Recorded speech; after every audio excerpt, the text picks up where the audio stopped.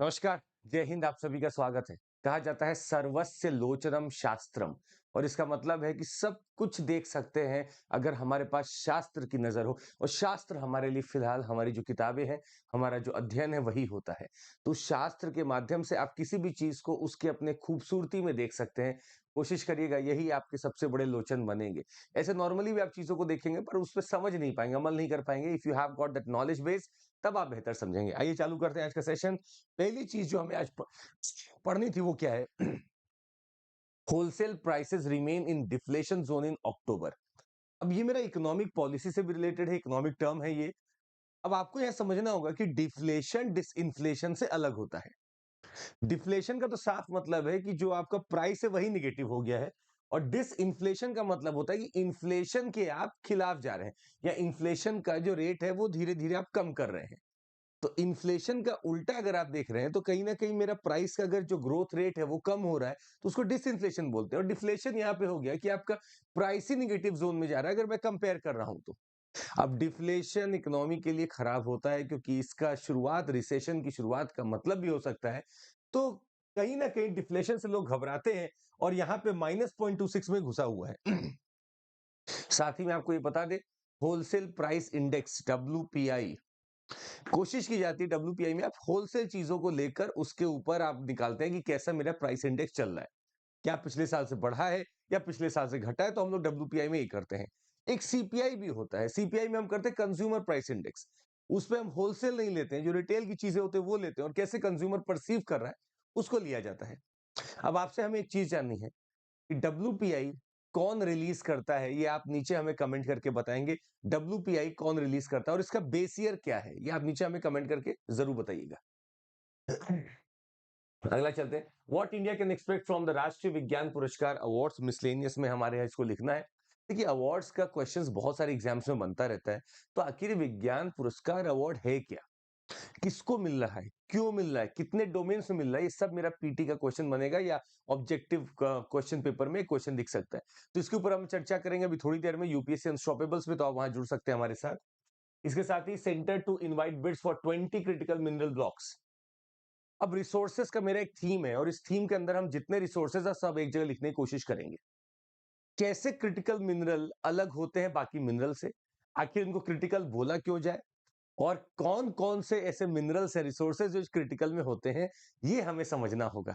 अब critical minerals के लिए टेक्नोलॉजी भी हमें चाहिए उसको माइन करने के लिए, तो किन किन के पास अवेलेबल है सब समझते हैं। आइए यूपीएससी अनस्टॉपेबल पे। पर आपसे फिलहाल एक प्रश्न है, आपको क्या लगता है लिथियम मिला था अभी कहीं, लिथियम क्या क्रिटिकल मिनरल के तहत कैटेगराइज कर दिया गया है? जल्दी बताइएगा नीचे कमेंट करके। क्लाइमेट रिलेटेड थीम है मेरे पास। World is severely off track to limit the planet heating emission says UN. अभी देखिए यूएन को पूरा भरोसा हो चुका है कि ये लोग कुछ नहीं कर रहे हैं, और डेवलप्ड कंट्री तो कतई कुछ नहीं कर रही। ये डेवलप्ड कंट्री की देन है जो आज हमारा क्लाइमेट चेंज हो रहा है, ग्लोबल वार्मिंग बढ़ रही है, और इसका साफ साफ जो जीखरा है वो इन्हीं पर टूटना चाहिए। इन्होंने साफ कर दिया कि देखिए, कहीं से भी आपका जो ग्लोबल अर्थ का टेम्परेचर है, आप बोल रहे थे कम करेंगे, कहीं से भी कम होता नहीं दिख रहा है, बढ़ता ही दिख रहा है। और ये बर्बादी को कॉल करेगा, ये आपका ग्लोबल वार्मिंग को कॉज करेगा। इसलिए अब थोड़ा सब लोग सतर्क हो जाए, क्योंकि अभी ग्लोबल वार्मिंग होगी। अब ग्लोबल वार्मिंग होगी तो उन लोगों को ज्यादा नुकसान है जो वल्नरेबल है, जो आइलैंड कंट्रीज है, जहां पे पानी बढ़ेगा, सी लेवल बढ़ेगा तो उनको कष्ट होगा, या फिर और सारी चीजें भी आपके क्लाइमेट चेंज से होंगी। तो यहाँ पे लोगों को अब सतर्क रहने की जरूरत है, क्योंकि 2023 is actually going to become the warmest year of all the years. Defence में एक न्यूज आई है, Rajnath to attend defence ministers meeting Jakarta. देखिए, आसियान की डिफेंस मिनिस्टर्स मीटिंग हो रही है, और इस मीटिंग में भारत भी ज्वाइन करने वाला है। भारत हालांकि आसियान का मेंबर नहीं है, पर भारत आसियान के साथ संबंध 1990s के दौरान से ही चालू हो चुके थे।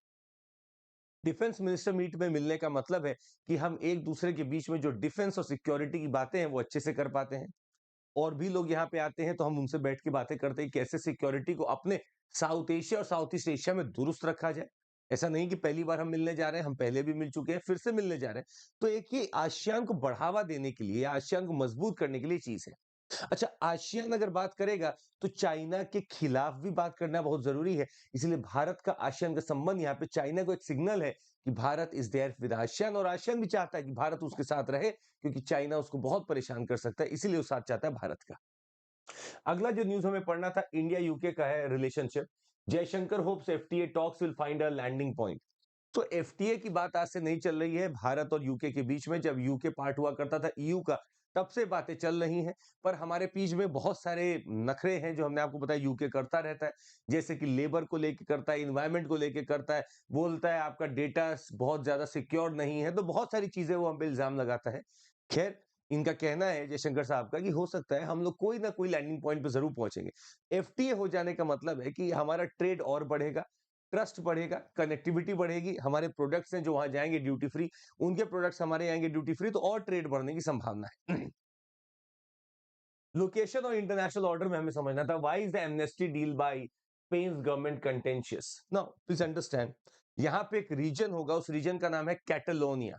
ये बहुत सारे एग्जाम्स में पूछा हुआ है। आपको देखना है कि कैटलोनिया कहाँ है, इसको मैप में हम आपको दिखाएंगे। हमारा एक लोकेशन का थीम है। इसके साथ ही इंटरनेशनल ऑर्डर हम आपको बता दें कि स्पेन की जो गवर्नमेंट है वो केयर टेकर गवर्नमेंट है, और वो चाह रही है कि जो कोई इंसान इस पूरे कैटलोनिया को गवर्न कर रहा है या रूल कर रहा है, वो हमारे साथ जुड़ जाए। तो उसके लिए एमनेस्टी भी किया जा रहा है कि वो जेल में बंद है तो उसको हम कैसे छुड़वा सकते हैं। हमारे लिए इतना इंपॉर्टेंट तो नहीं है, पर कैटलोनिया जो गवर्नमेंट या कैटलोनिया जो एरिया है, वो देखना हमारे लिए बड़ा इंपॉर्टेंट है कि वो आखिर कहाँ पे है। तो आइए इन्हीं सब पे हम चर्चा करेंगे। आपको पता है कहाँ पे, यूपीएससी अनस्टॉपेबल्स पे।